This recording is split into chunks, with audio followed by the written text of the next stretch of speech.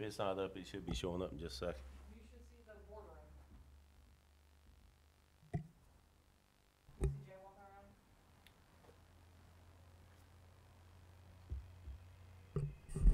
Okay, she's you walking around.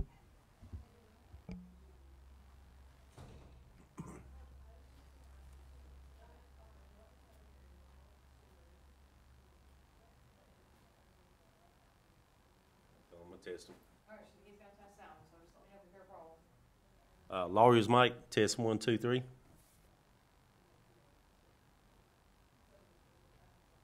Mic 1, testing. Mic 2, testing. Mic 3, testing. Mic 4, testing. Mic 5, testing. Mic 6, testing. I know the numbers are backwards on the mics. Oh, lost my count. Which one was on? That's gonna be 7, I think. Mic 7, testing. Mic 8, testing. Mic 9, testing. Tabletop, testing at the podium.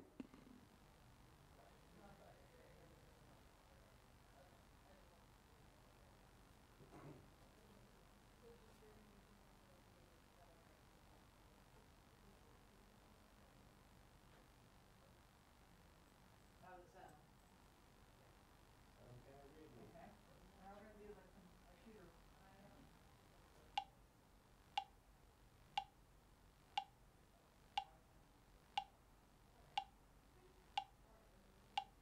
The tabletop sounded a little low.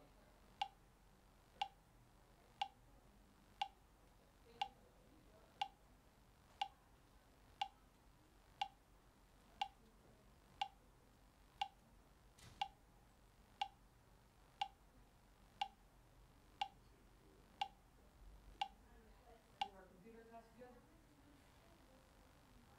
So the tabletop sounds okay. Yeah, that wouldn't. We're gonna go test the tabletop, the podium again. Podium testing, 1, 2, 3.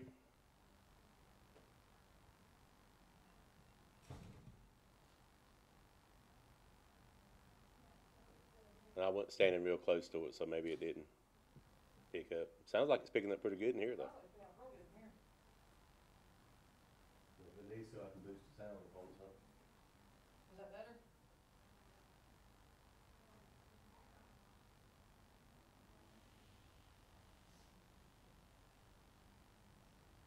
Yeah, still doesn't. Alright, so we should be good. Thank you. I'm gonna stop the stream.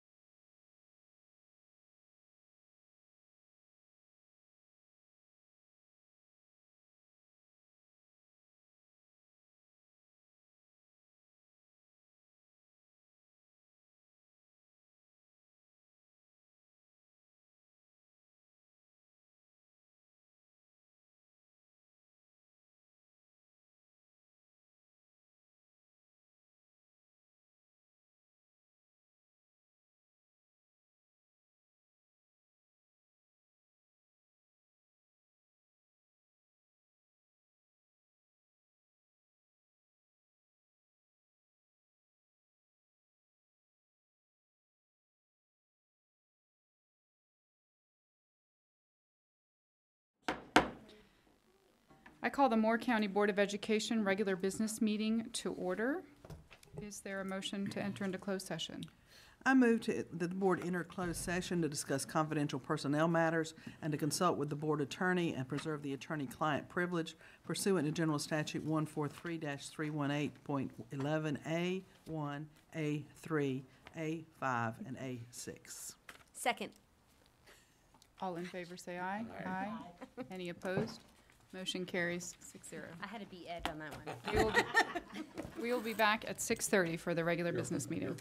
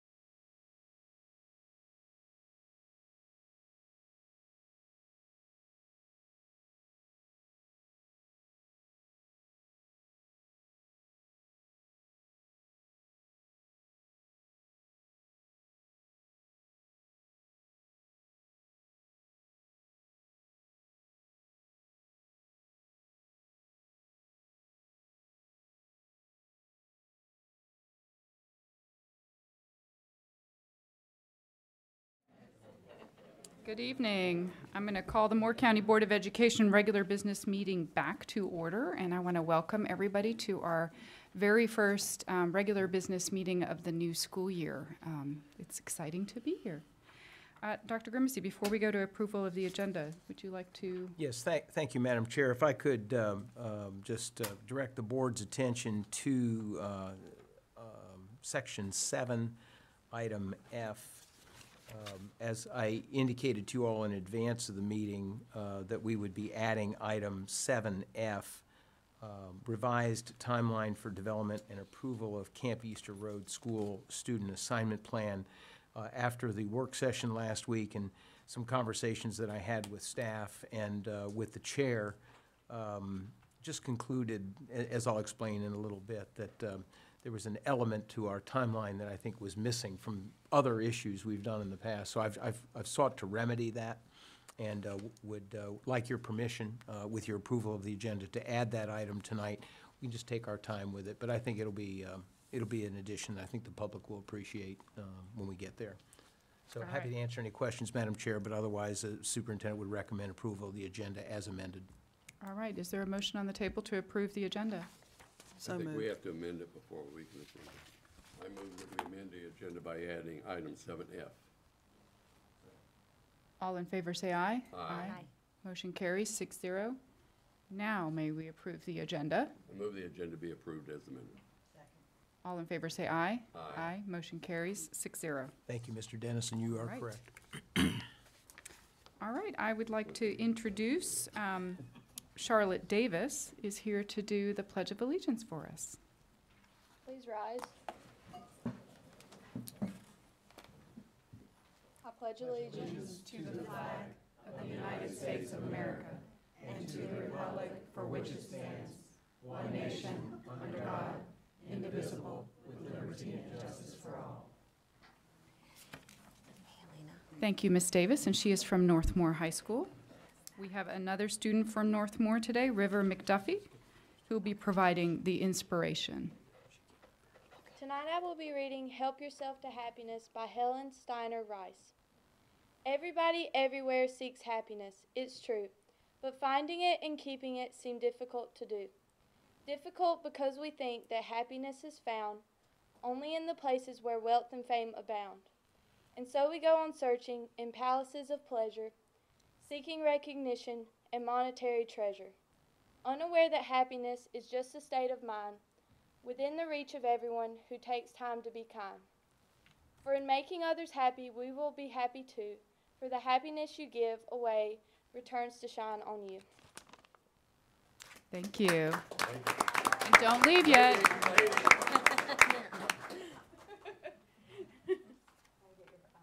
Shake hands and have picture taken. Have picture taken. Have picture taken.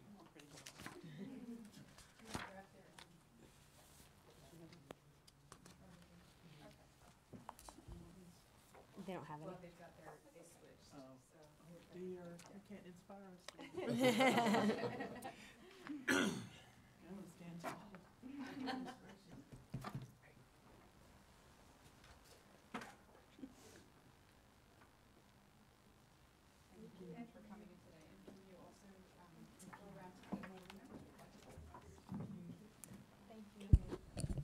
Thanks.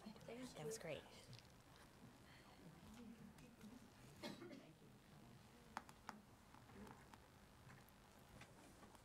Thank you, Charlotte. And we have a moment of silence now, please.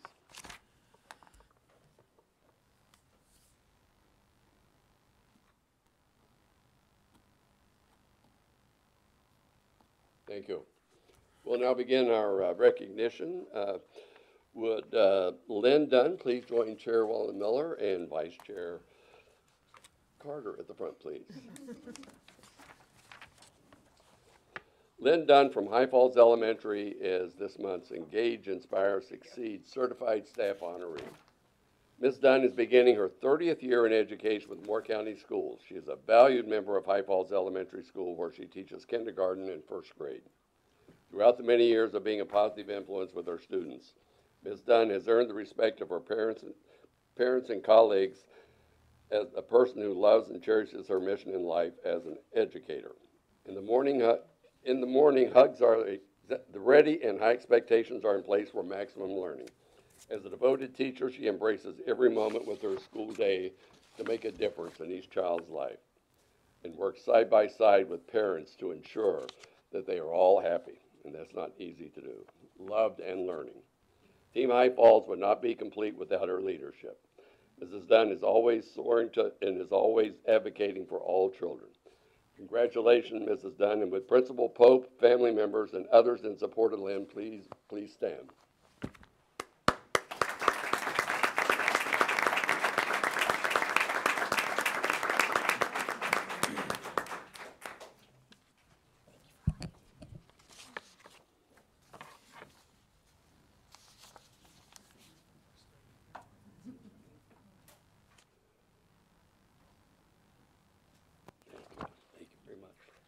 Our next honoree is Heidi Rabstednik. Heidi, please come down. Heidi is this month's Engage, Inspire, Succeed Support Staff honoree. Known by all as Miss Heidi, she is the cafeteria manager at West End Elementary. She is an integral part of the fabric that makes the school such a wonderful place to be. Her positive attitude sparkles and her practicality is inspiring. Miss Heidi's care and concern for the children and the food she provides them makes each lunchtime pleasant, tasty, and inviting. Congratulations, Heidi. And with Principal Kronicki, family members, and others in support of Heidi, please stand.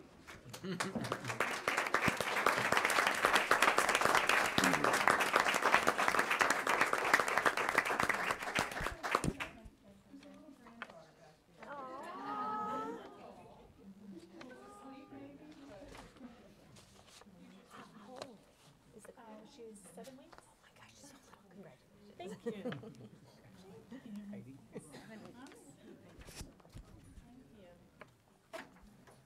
Mr. Dennison, I'm proud to say that I've had lunch with Miss Rabstednik on the first day of school for 5 years in a row in the West End cafeteria. Well, thank you for keeping him happy. Would Tyrone and Throne Ross please come down? Tyrone and Throne Ross are this month's Engage, Inspire, Succeed volunteer honorees. New Century Middle School's Booster Club has benefited greatly from the leadership of Mr. and Mrs. Ross. The Rosses have taken on the responsibility of leading fundraising opportunities such as Booster Club socials, Powder Puff football games, 50-50 raffles, and concessions. They have spent countless hours recruiting members to the Booster Club with the objective of providing resources necessary to develop and maintain outstanding teams in every sport. They work with coaches to encourage the development of productive citizens in the classroom, community, and during athletic participation. The Ross's dedicated service is indicative of the true spirit driving the Booster Club and the New Century Middle School community. Congratulations, Mr. and Mrs. Ross, and with Principal Metcalf, family members, and others in support of the Rosses, please stand and be recognized.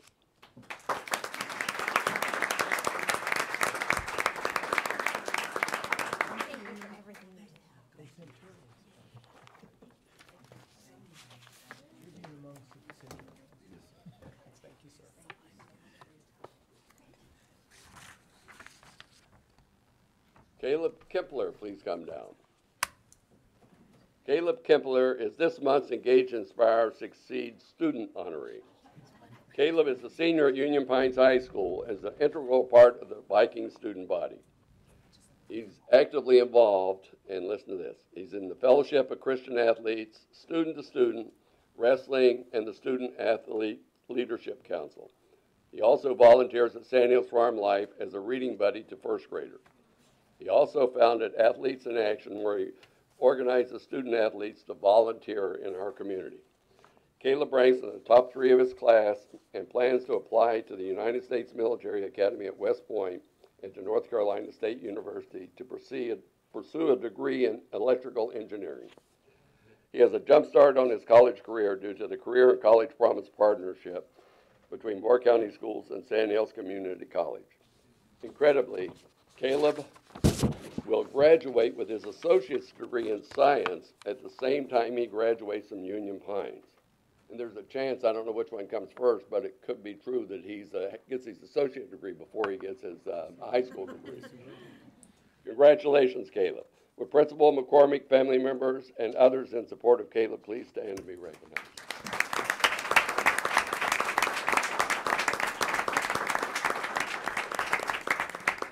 I need to say, Mom, you did a great job. And Dad's traveling. Yeah. Thank you for everything. Keep it up.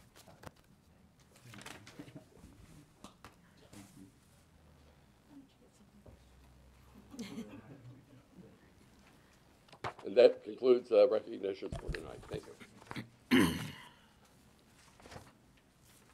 Getting 2 degrees at once, I asked him if when he studied, and he must find time to do it. So that's very inspirational. Thank you.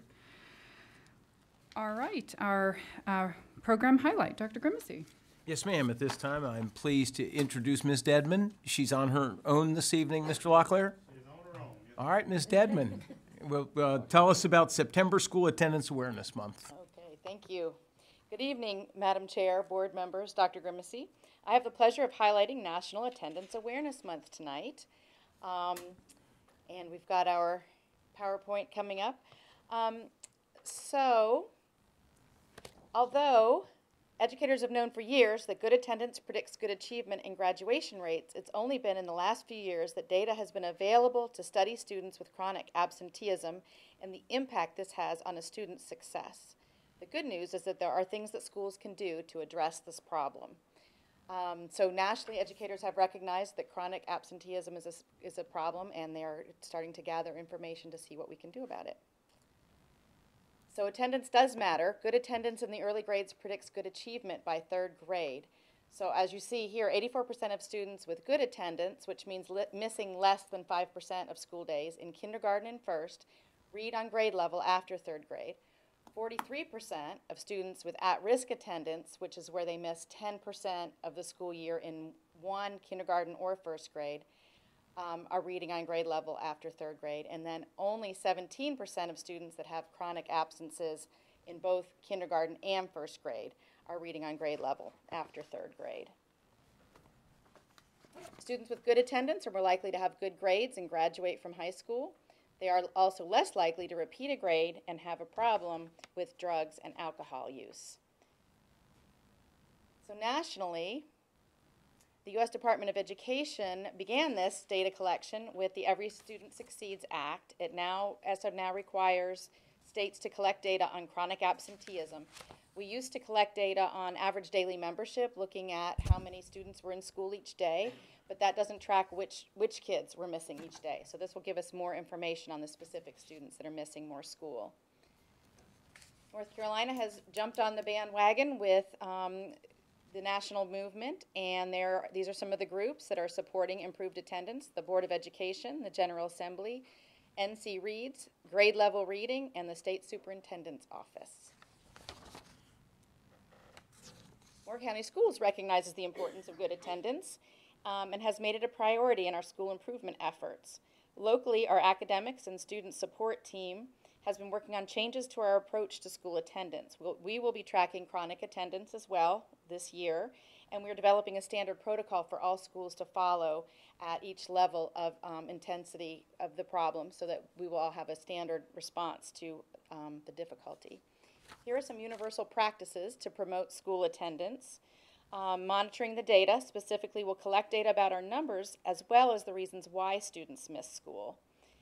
Engage students and families means that we will educate students and families about the importance of attendance, but also taking information from them and finding out why students miss school, so we can get to the root cause of any problems that are there. We will also be attending to our school culture this year to be sure our school culture is good. We will inspire students and families by adding recognitions for improved attendance, and we will engage with students personally by reaching out when they miss school and helping remove barriers to school attendance. So we want our students and families to know that missing school and class time for any reason can have an impact on achievement, social skills, grade promotion, and graduation rates. Keeping absences at 5% of school days or below allows students to be engaged with school and experience success. More than 10% of days missed can lead to less success in school. So September is School Awareness Month. And thank you for the opportunity to spread awareness about the importance of good attendance. Thank you to our parents and students who come to school every day on time. Good attendance is the first step to engagement, inspiration, and success. Thank you very much. Board members, any questions for Ms. Dedman? They can give her a hand. Well, wait. One more question. And this is sort of, I don't know that there's really a good answer to this one, but the statistic that showed that students with the lowest attendance were more likely to encounter problems with drugs or alcohol.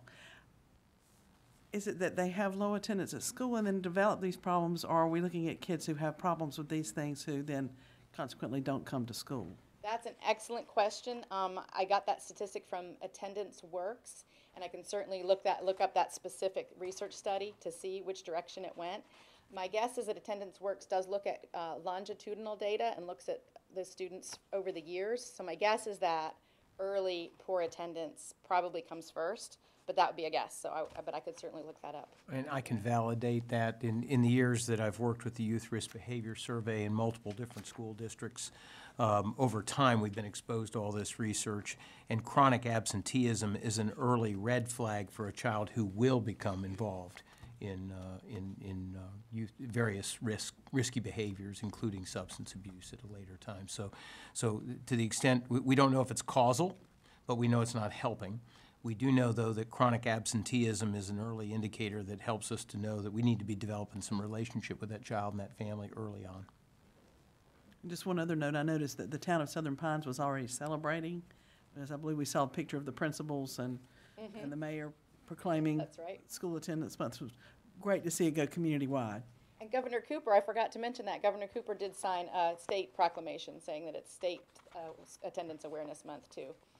So, Well, and some of getting the word out. the data that you shared at the very beginning, I thought was really impactful. And I'm not sure, I think now that we're aware of it, and hopefully the population will be aware of it, how important attendance is. I don't think there's the link between reading ability and graduation rates and such has been so clearly linked before. So that's, it makes sense intuitively, but to ensure that parents are aware of that as well is going to be real critical going forward. So It is, thank yeah, you I think for a lot of people don't realize it, so it's really important for education is the first step, so. yeah, thank you very much for sharing. Thank you. All right, we have a couple of items on the consent agenda. Is there a motion on the table to accept? So moved. If we accept Consent agenda? Consent agenda. Is there a second? Second. Any discussion?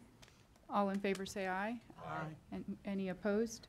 Motion carries 6-0. All right, Dr. Grimacy, Superintendent's report. Thank you, Madam Chair.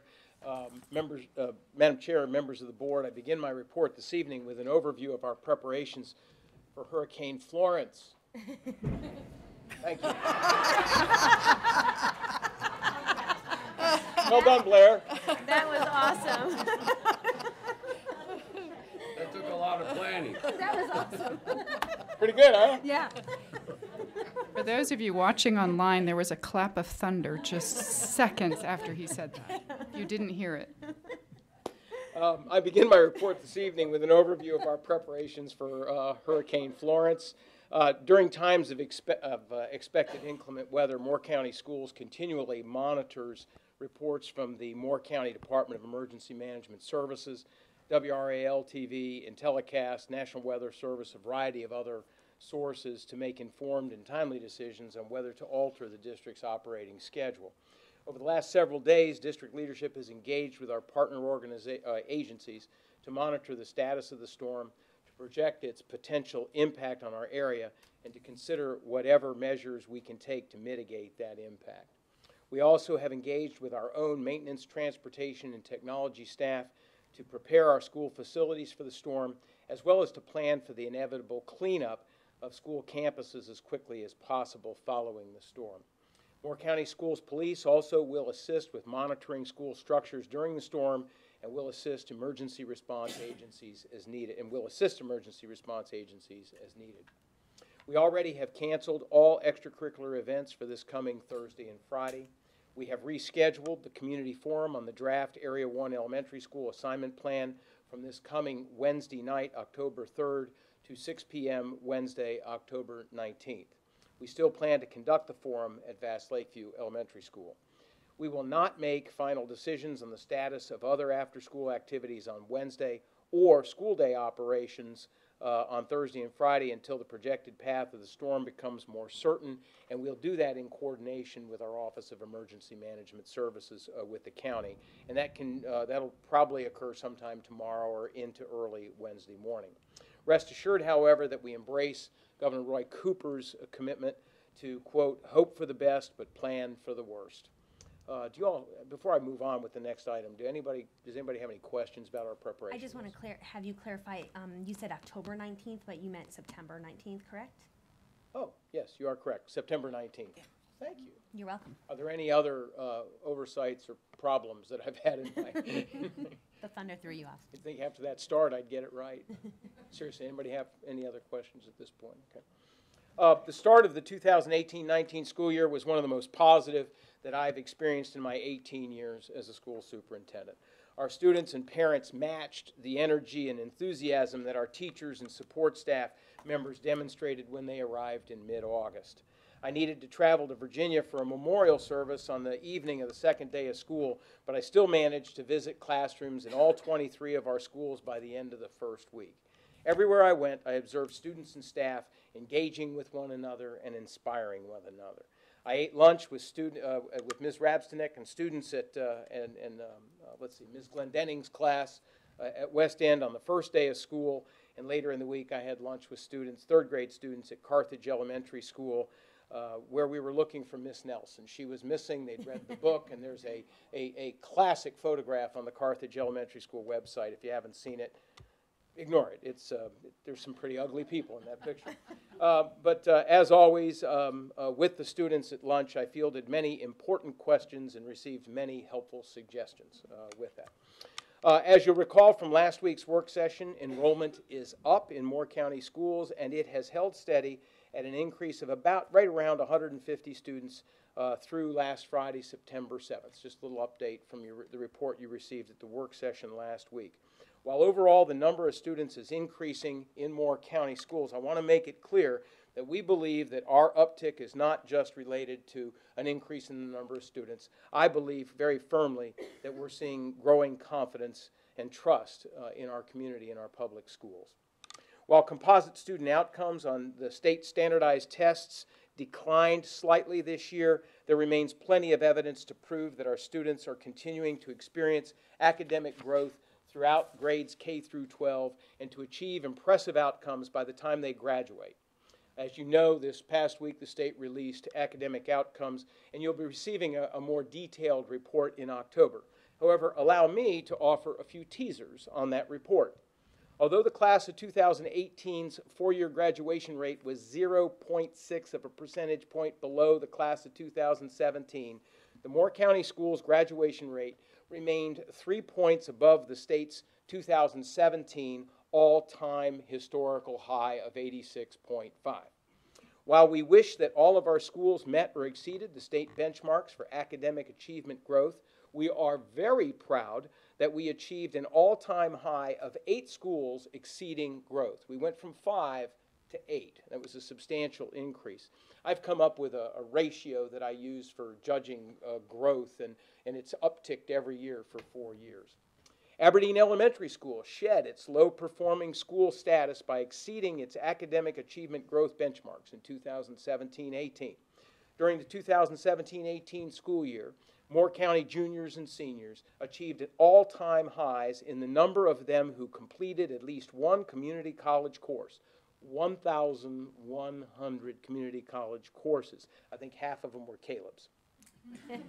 the total number of college credits earned, and this shows that it wasn't all Caleb, the total number of college credits earned by our juniors and seniors was 2,259, and all of these were substantial increases from the previous year.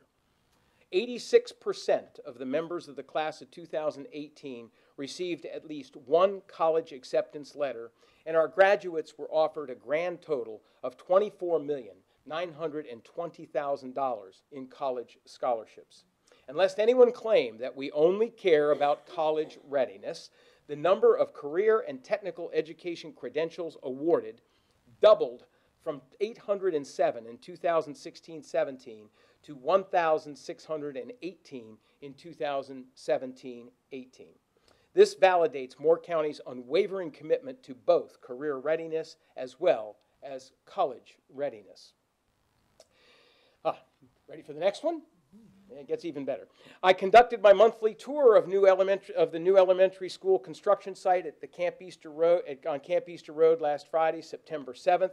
This month's highlights included the presence of metal roof decking over much of the east side of the structure.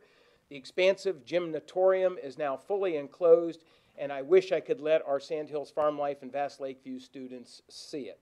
I told John as we walked through, I just had this vision of telling all the children they could walk in, but they couldn't say anything until they all got in. And then I could say, okay, whatever comes to mind, I'm going to count to 3 and just say whatever comes to mind. And I'll guarantee you, 95% of them would go, wow, okay. And they'd all then after that say, I want to come to this school, all right. So very exciting, and that gymnatorium just was magnificent now that it's all closed in. I also was encouraged to see substantial progress on the installation of overhead mechanical infrastructure for heating, air conditioning, and electrical system.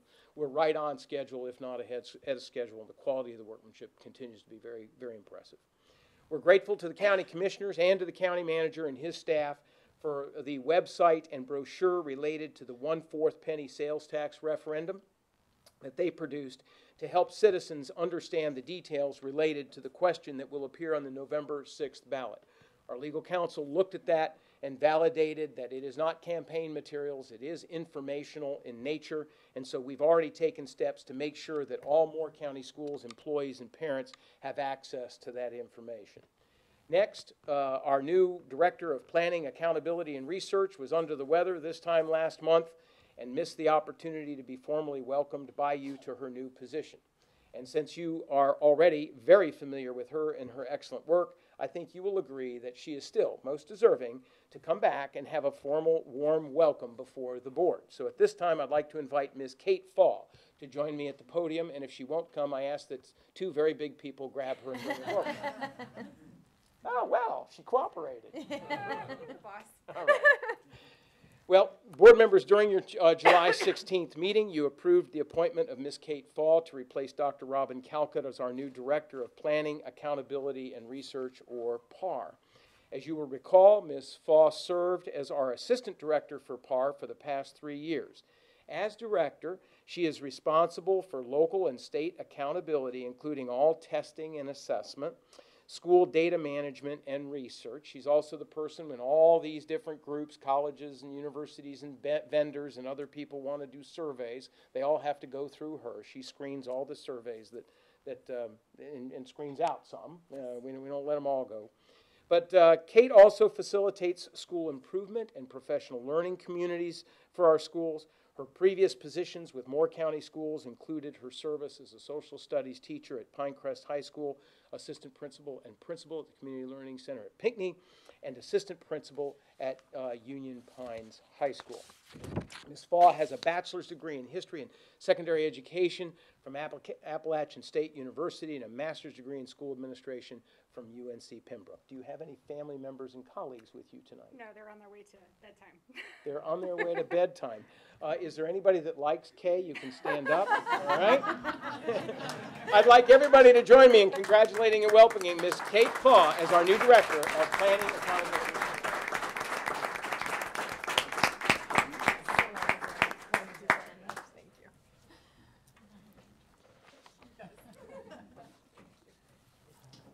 Madam Chairman, members of the board, as you shake hands with Kate, I'll just advise that I have completed my monthly report and I remain at your service. Any questions?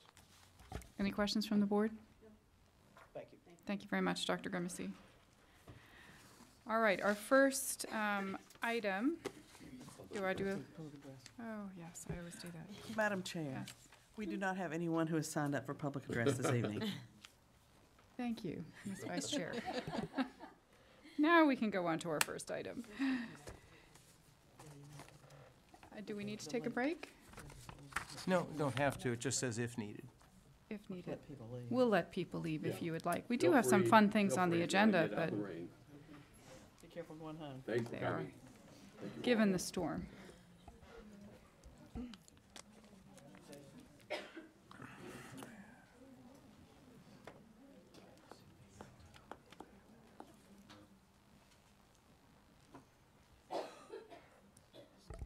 All right, the first item on our agenda is our resolution in support of the sales tax advisory referendum. It has your name on it, Dr. Grimacy. Did you want me to talk about it? Yes, ma'am. This was an item that I already introduced last week. I have nothing else to add. I just remain at the board service. I can assist you in any way you like. Are there any comments or discussion or a motion on the table for the sales tax? I move that Referendum? the resolution be approved. Is there a second? Second, Bruce. Bruce seconded. Any comments? And I do have comments, so I was waiting for all of you first. Yes, I do have a couple of comments. So before we vote on this, I just wanted to make note to folks that this resolution is very similar to the resolution that the county commissioners approved just a couple of weeks ago. And I think one of the things I wanted to make sure that people paid attention to is that the exact language on the ballot is governed by state statute. The county commissioners made every effort to have the language changed, and they were not successful. So instead, they had to pass a resolution stating how they will use the additional funds. And their resolution states that the additional tax will only be used for Moore County Schools' capital construction costs, construction needs. And just as a reminder, our construction needs go beyond what our bond referendum that was passed in May for those schools. Our construction needs, as many of you know, we're working to improving the facilities at North Moore. We have the Area 1 school, or the Camp Easter Road School is what we're calling it now. And there's also a very long document that Mr. Barath keeps updated for us with $72 million worth of capital projects at each one of our schools just to renovate and ensure that they maintain being accessible and practical and useful for our students. So we have a lot of needs that every school has for our capital. And so being able to provide some relief to that is going to be very necessary for our county commissioners, and being able to support them in this 1/4 cent sales tax then allows them to have greater capacity to help us in other needs. So I just want to make that point. I talked a little bit about what was on the ballot, and unfortunately, because the county commissioners were not able to change the language is not very explanatory. So the language is local sales and use tax at the rate of 1/4%, 0.25%, in addition to all other state and local sales and use taxes. And as a reminder, 1/4% also equals 1/4 cent, also equals 1/4 penny or 1/4 cent. So you'll hear a lot of language from me and from others about that it's 1/4 of a penny or 1/4 of a cent, just to make sure that it's clear. And when I think about what that is, what additional cost that is to our local public, it's 1 additional penny to a Happy Meal. It's 2.5 additional pennies to a standard binder, which I had to look up, which is around $10. So if you bought a binder for school, so it's 2.5 pennies for that. It's 25 pennies on $100, or maybe if you're buying a sneaker or sneakers or something else for school. So that amount is something that is really thinking about how we can support every single student in our school by paying these additional pennies is how I think about it in terms of pennies make sense. The other thing I wanted to remind people is that this additional tax is not levied on unprepared food, gas, or prescriptions. So most of the food in a grocery store that is unprepared, any fuel that you buy for your car, prescription medication is not taxed. And so, and our visitors will also share in contributing to this as well. So these are all important things that I wanted to remind people.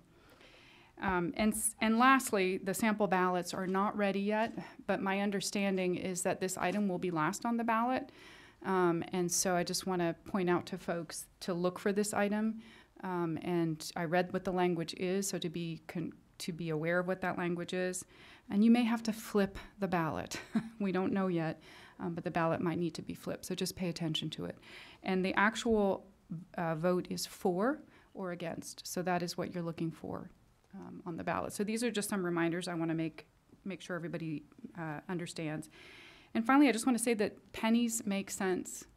What we're doing is we'll have a big impact for every single student in our school system, providing them with accurate and updated facilities for them that is safe and secure. So these pennies will all add up over time. They will be anywhere from $2.5 million to $3 million a year that will support every student going into our schools. So that's all I have to say. Any other comments? Anything I missed? Just one addition.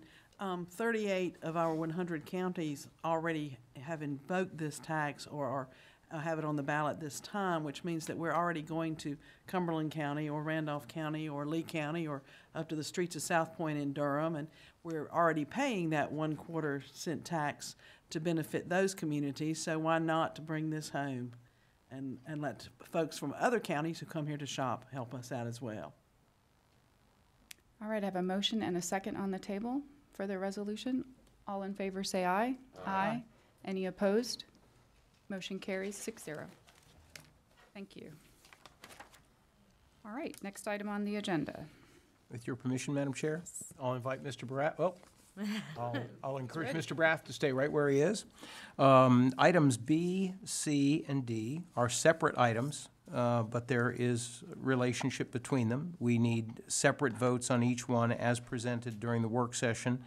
Mr. Braff provided a detailed introduction to each one of these items at the work session, but these items were placed under board action because they carried with them the lengthy in a couple of cases, some somewhat lengthy contracts. So we wanted you to have some time to look at that and come back and make sure you had opportunity to ask any questions. So I'm going to defer to Mr. Barath. Don't know if he's got any opening remarks, but his primary purpose in being here is to answer any question. Of course, we have Mr. Ramey here this evening to answer any questions that have to do with the technical language of the contracts. But other than that, Madam Chair, to the extent that the board is satisfied with the information that it received and satisfied with its own review of each of these documents, the board may move with as much dispatch as it shall choose.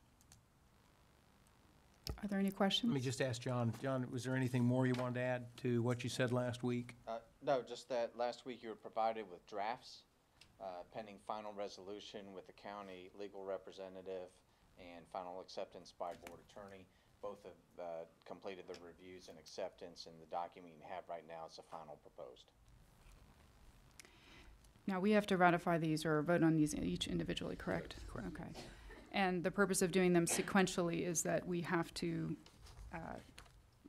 do the interlocal agreement first before we finalize the contract for the Aberdeen school. Correct. Because it no longer has Moore County Schools' name in it. It's really the... It has Moore County Schools' name and as the agent to the Moore County. The agent to Moore County. Correct. All right. If it will help, the superintendent will read the motion for each one of these, Madam Please Chair. do. Thank you. The superintendent, under item 7B, the superintendent recommends that the school board consider a motion to approve the interlocal agreement with the county, with Moore County, that will enable Moore County to recover state sales and use taxes associated with the construction of new schools. Madam Chair, I'd like to change what Dr. Grimsey said, that we won't consider, that we approve the motion. So your motion is that The motion is the same, except No, the motion, approve it, not to consider no, it. I said a motion to approve the interlocal agreement. So there's a motion on the table. Is there a second? Second. All in favor say aye. Aye. Any opposed? Motion carries 6-0. All right, next motion. Next, the superintendent recommends a motion that would call for the, to approve the lease agreement for the new Aberdeen, Southern Pines, and Pinehurst school properties as presented during the work session last week. Second. You're fast. All in favor, say aye. Aye. Any discussion? Any opposed? Motion carries 6-0. With your permission, Madam Chair? Yes, final one. 7D would be, the superintendent recommends a motion to approve the revised contract for construction of the new Aberdeen Elementary School. Second. All in favor, say aye. Aye. Any discussion? Any opposed? Motion carries 6-0. This means we can build a school, doesn't it? Another one.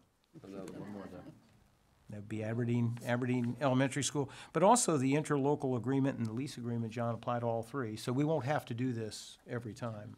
We've set that in motion.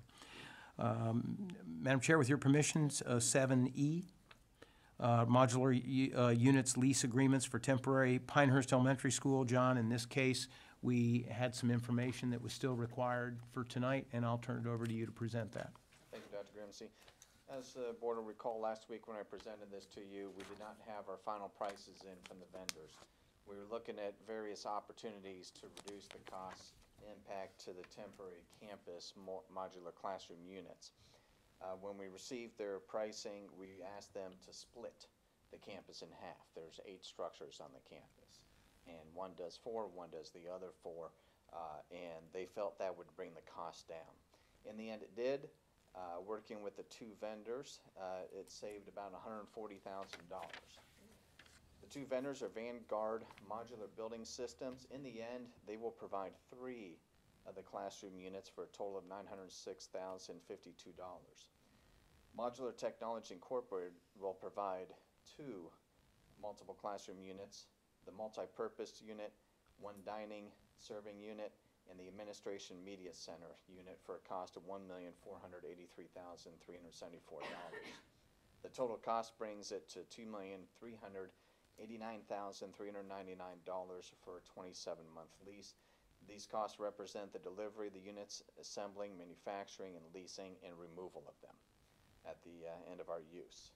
There are other costs that will be brought before the board. We have to prepare the site. As we discussed last time, we do have power, water, sewer, everything right there, but we'll still have to connect the units to our services and for communications. We are confident that all this will be well within the identified $3 million line item on our budget that we shared last week. In order to secure the time required for the preparation of the final drawings for permitting and for coordination of construction of utilities, along with the timeline to secure a slot for construction of the units as needed, we want to make sure they're ready to deliver on site and ready for us to occupy. We are requesting that the board authorize the superintendent and the board chair to execute these lease agreements once they are finalized and reviewed by the board attorney. We recommend that the authorization be given to approve the agreements not in an amount to exceed $2.4 million. That is slightly more than the 2.389 in the event that there is something that we need to consider as well with it. We do not anticipate that, but we have not finalized the lease at this time. We just have a proposal from them to do that. So it gives a little opportunity for that. I do not anticipate it going above the quote previously to you. I want to have the opportunity to negotiate with them if it does. Normally, when you split work, normally when you have one vendor buy everything, it's less expensive. So why is it between 2 vendors it has become less expensive this time? That's unusual. Each one has cited the case of the risk of manufacturing so many units for such a short lease, not long-term leases.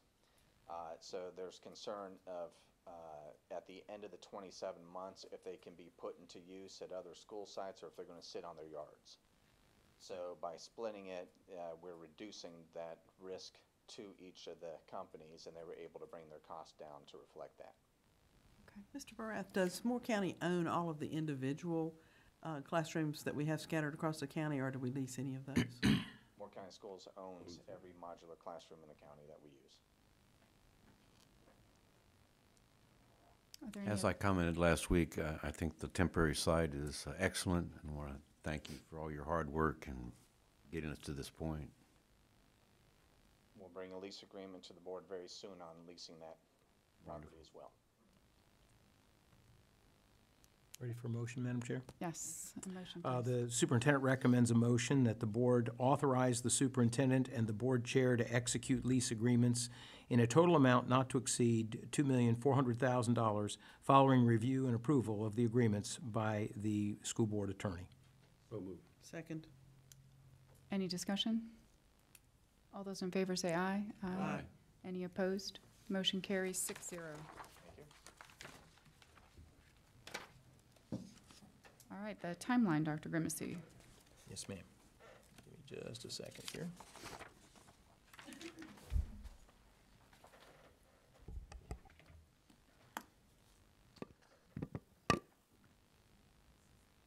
Madam Chair, during the September 3rd work session, you received a first draft of a student assignment plan for the new Area 1 elementary school located on Camp Easter Road.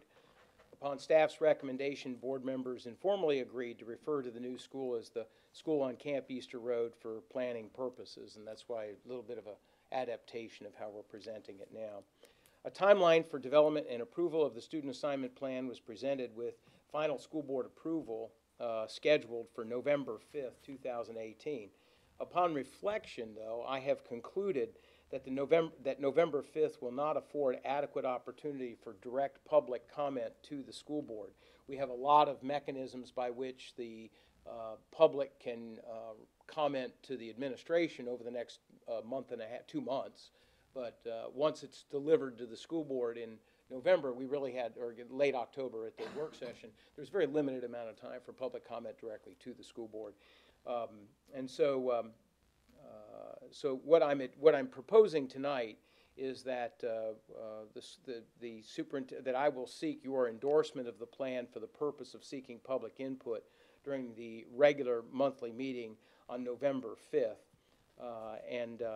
and also as part of this plan to set forth a public hearing during that period of time, leading to your final decision in December rather than November. So instead of me talking around it, we've got the new revised timeline up here in front of us. As you can see, if we just look to the bottom, you can see that our original plan was that we were to present the superintendent's recommended student assignment plan on October 29th and then have you take final action on November 5th. And what I'm asking you to consider is that instead you just endorse the plan for final community input.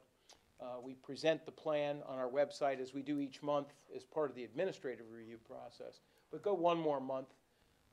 Working with staff, we've concluded that this won't jeopardize anything at this point, but we really do need to bring this process to closure by the end of the year. But adding another month at the end won't endanger any of our budgeting and other planning that has to be based on this student assignment plan. We provide opportunity for online feedback through a portal on our website from November 6th to the 15th. That on November 15th, I believe that's a Thursday night, we would conduct a public hearing at a location and time to be determined, and invite anyone who wants to come in and address the board directly on that evening. That way it's not encumbered by other items that the board has to discuss. That would be our only topic that we would collect public input on that evening. And then we would come back at the work session on December 3rd, and you all as board members would look at a summary of all the comments that came in through the portal and reflect on the comments that you heard during the public hearing. If there are any final tweaks to the plan that you'd like to give to the administration that evening, that would give us a few days to make whatever changes you might want to consider. And then we would bring the final plan back for your final action at your regular board meeting on December 10th. So the superintendent's recommendation tonight is that you just modify the timeline for the decision process and add this component to the end of it. I do believe staff, were there any, John or Catherine, were there any other adjustments prior to November 5th in the editing today? Did we make any other tweaks to this? I'm focusing just on November 5th. Advisory committee meeting date was moved to September 20th. And that is in response to the weather change that we've made. So this timeline also presumes that we're canceling and moving the public engagement forum. You can see here it says September 19th. Originally that was September 12th. And so the advisory committee of parents and staff members who are participating in this would then meet after that, between that and your October work session. So basically it's a revised timeline, Madam Chair. Happy to answer any questions or take any input from board members. Just a question, the November 15th called work session is just going to be about the public hearing? That would be it. Yeah, we will just add that to the school board calendar for that month and make sure everybody feels as though they've had that opportunity. Dr. Wells. Madam Chair, I move that the board approve the revised timeline for development and approval of a student assignment plan for the next new Area 1 school located on Camp Easter Road. Second. There is a motion and a second on the table. Any discussion? Madam Chair, if I would offer, Dr. Wells-Brown has suggested that she couldn't be there that evening. We could talk about, Dr. Wells-Brown, when we looked at, we've got the state convention for school board members. We've got the Thanksgiving holiday. We could look for another date, but we kind of picked that one because there didn't seem to be anything else. Okay. I have another commitment that I have to be out of town that Thursday and Friday. We don't know how big an audience we have, but we normally we record that. If we need to that. All right. Yeah, and I appreciate all the opportunities here that there is for the public to get engaged in this conversation. So thank you for presenting the timeline as detailed as it is here. This will be helpful. All right, a motion and a second on the table. All in favor say aye. Aye. Any opposed? Motion carries 6-0. All right. That concludes any administration's actions, Madam Chair. All right, thank you very much.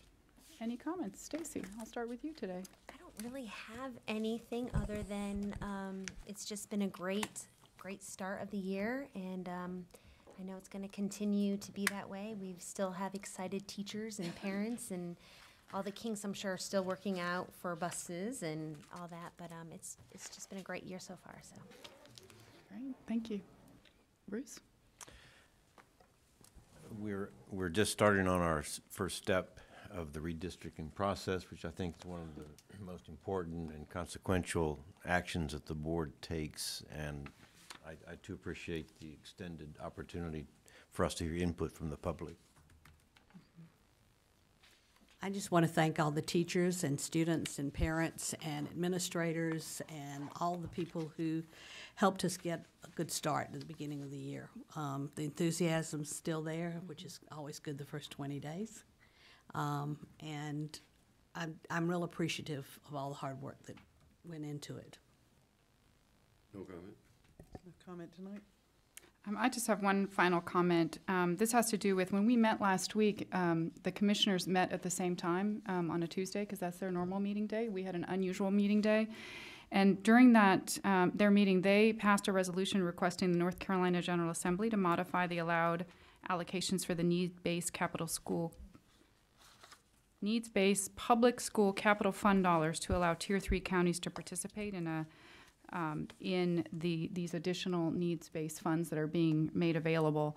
I gave each of you a copy of that signed resolution.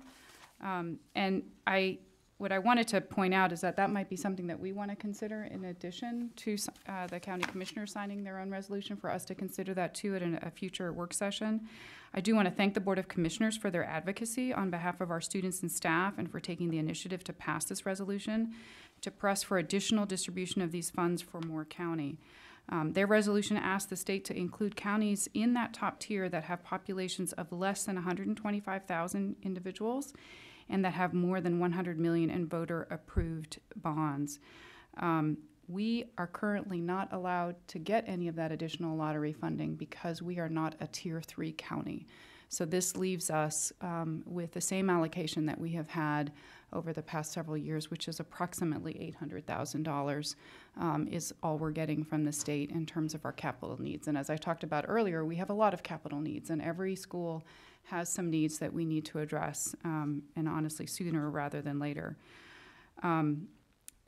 We have a backlog of $72 million worth of construction needs.